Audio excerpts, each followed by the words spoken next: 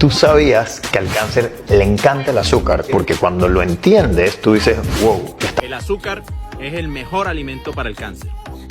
Definitivamente al cáncer le encanta el azúcar. Tienes que dejarle de dar comida y alimentación y energía a la célula cancerígena. Y lo dijo Otto Warburg en el año 1931. La célula cancerígena solo se alimenta de azúcar.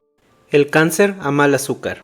Es un dicho que se ha esparcido en redes sociales, pero ¿qué tanta verdad o mentira hay en ello? En realidad la respuesta es ambigua, sí y no, pues la situación es compleja, y lo vuelve más confuso aún el escuchar que podemos matar de hambre al cáncer, evitando carbohidratos por ejemplo en la dieta. A ello le sumamos el efecto Warburg, acidez en cáncer y hasta dietas alcalinas. Todo ello contribuye al ruido que se esparce en redes donde predominan mentiras y verdades a medias. Hola, soy doctorante en inmunología y actualmente hago investigación en cáncer.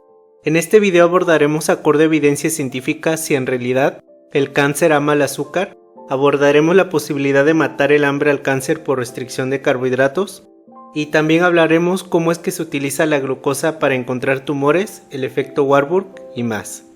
El cáncer ama el azúcar. Para responder esto debemos traducir esta pregunta.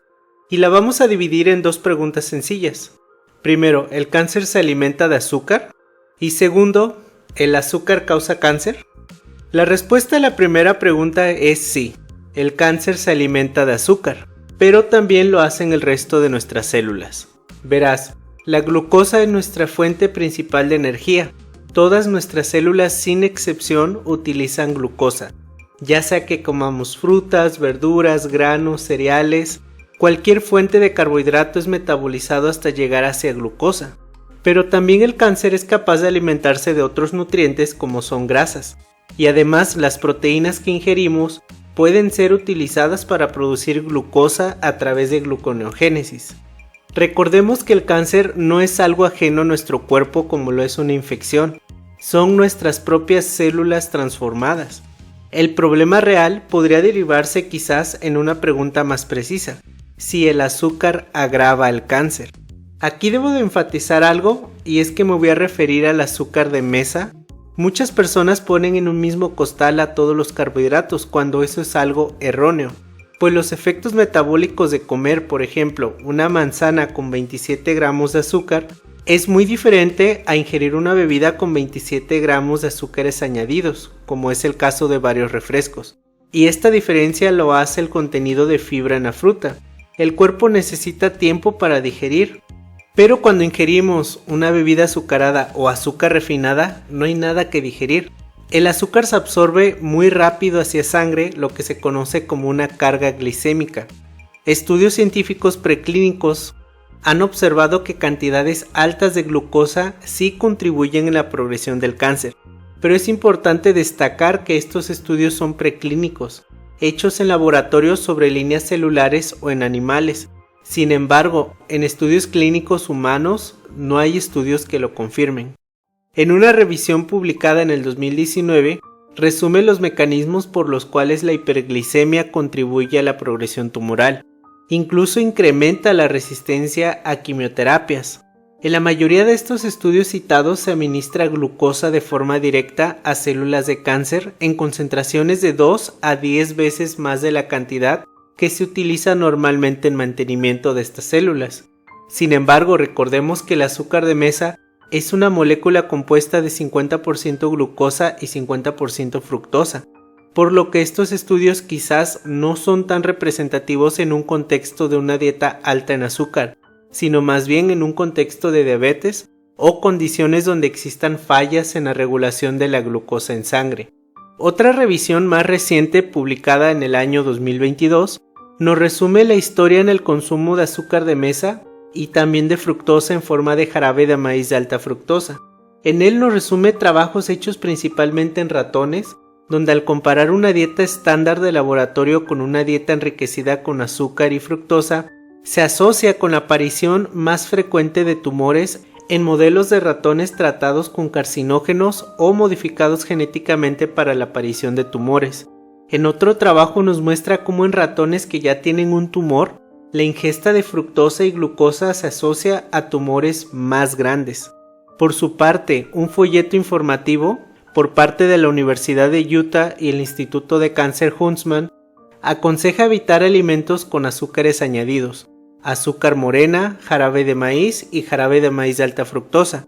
No recomienda comer alimentos enteros, sin procesar, frutas y verduras. Dejaré el link a este folleto en la descripción. En resumen, la evidencia científica sugiere que cantidades elevadas de glucosa promueven el cáncer, lo cual sería más aplicable a pacientes de diabetes o disfunción en la regulación de glucosa sanguínea. Por su parte, el Instituto de Cáncer Huntsman recomienda evitar los azúcares añadidos y consumir en su lugar carbohidratos complejos como frutas, granos y alimentos sin procesar en general. Aún con todo esto, se requieren más estudios para llegar a una conclusión más sólida. Y la siguiente parte de esta pregunta, ¿el azúcar causa cáncer? Directamente no. Los compuestos que pueden causar un daño celular que lleve hacia cáncer de forma directa son catalogados como carcinógenos. La glucosa no lo es un nutriente esencial para nuestro organismo. Sin embargo, el consumo crónico de azúcares simples como el azúcar de mesa sí está asociado a un riesgo mayor de cáncer, como lo son el cáncer de mama, colon, pulmón, páncreas, entre otros, y los estudios son muy extensos. La mayoría de la información científica ha centrado los datos sobre azúcar y cáncer en el contexto de enfermedades metabólicas. Por ejemplo, la obesidad y diabetes son factores de riesgo a cáncer. Sin embargo, estudios más recientes también han observado que la ingesta crónica de azúcares simples tienen efectos inflamatorios, tanto a nivel sistémico como a nivel microbiota, a nivel intestinal. El exceso de glucosa en sangre también afecta a nivel mitocondrial, causando la producción excesiva de especies reactivas de oxígeno u oxidación celular, lo cual daña las células y puede conducir hacia cáncer. La Agencia Internacional sobre la Investigación en Cáncer tiene una lista de carcinógenos y dejaré el link para que lo revisen, pero la glucosa no la encontramos ahí. El efecto Warburg y restricción de carbohidratos.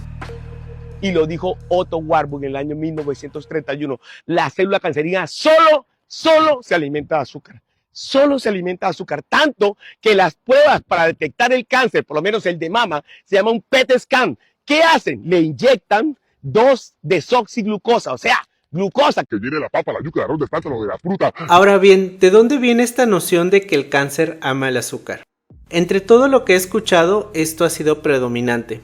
La técnica de PET scan utilizando glucosa es una técnica donde se le da al paciente glucosa marcada con radiación. Esto permite ver dónde se concentra esta glucosa después de ser ingerida. En un paciente con cáncer, la glucosa suele concentrarse en un solo punto, y ese punto es el tumor. Pero no es porque el cáncer ame la glucosa, sino porque el cáncer es metabólicamente activo y necesita mucha energía para su crecimiento. Pero también tiene que ver con algo que descubrió Otto Warburg en 1920, a lo cual hoy llamamos el efecto Warburg. Verán, tenemos dos vías para producir energía o ATP. La primera es primitiva e ineficiente, la cual da poco rendimiento, solamente 2 moléculas de ATP por cada de glucosa, mientras que el proceso normal de respiración celular da más de 32 moléculas de ATP. Este medio que utilizan las células de cáncer se llama glicólisis y se suele usar en ausencia de oxígeno. Sin embargo, Warburg notó que el cáncer utiliza glicólisis como fuente primaria para obtener energía, aún en presencia de oxígeno. Y además en el proceso produce lactato, teniendo en consecuencia un medio ácido dentro del tumor, por lo que el cáncer, al utilizar un medio tan ineficiente para producir energía, necesita mucha más glucosa que un tejido normal. De hecho, Warburg llegó a hipotetizar en su momento que el cáncer era un problema metabólico.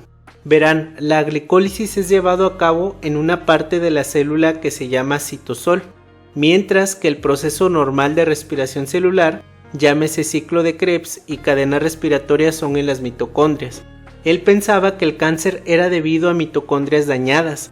Sin embargo, otros investigadores contemporáneos a su época no estaban de acuerdo, y algunos demostraron que en esencia no era así. Muchas células de cáncer prefieren utilizar glicólisis, pero tienen mitocondrias funcionales, y de hecho utilizan en menor medida ciclo de Krebs y respiración celular.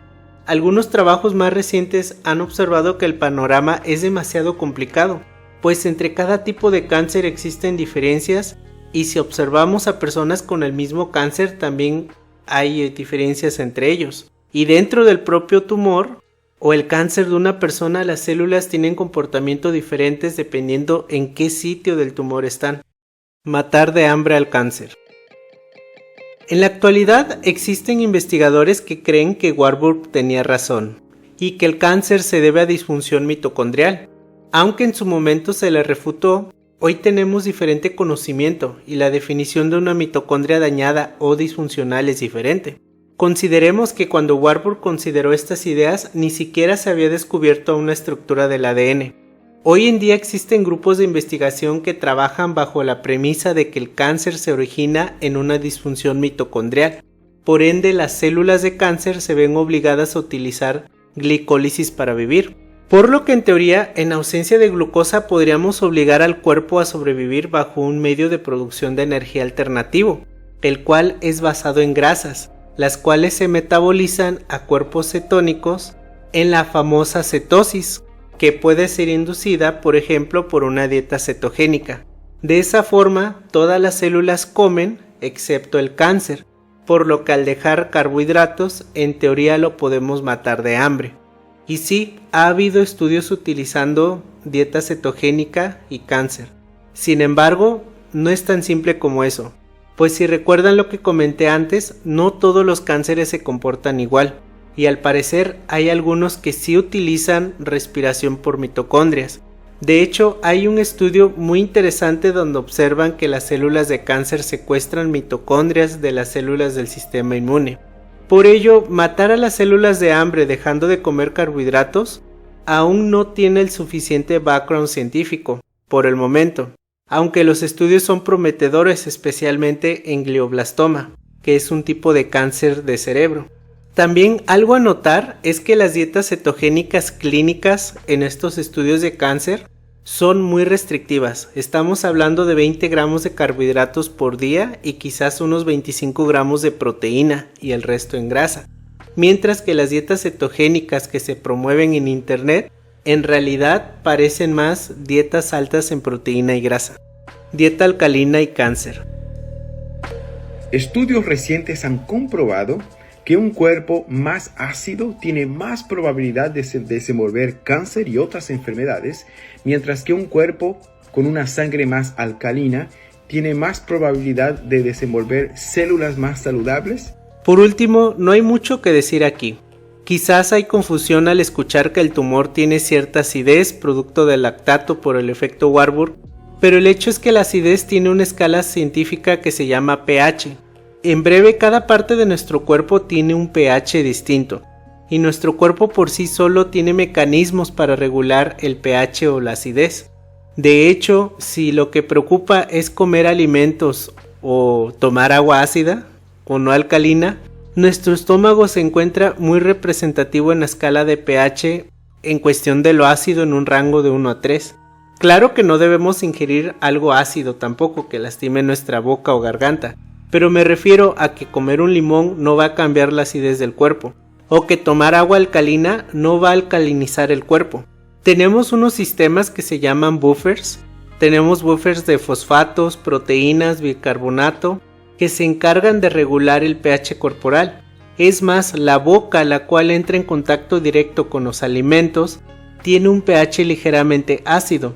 El alcalinizar la boca, si es que fuera posible, interferiría en la función normal de la saliva, el sistema inmune y la microbiota bucal. El cáncer es un concepto atemorizante, por ello es importante obtener nuestra información de fuentes confiables. Por cuestiones de practicidad intenté mantener el tema lo más sencillo y corto posible, pero si te quedó alguna duda o gustas compartir alguna opinión, escríbelo en la caja de los comentarios y nos vemos en la próxima.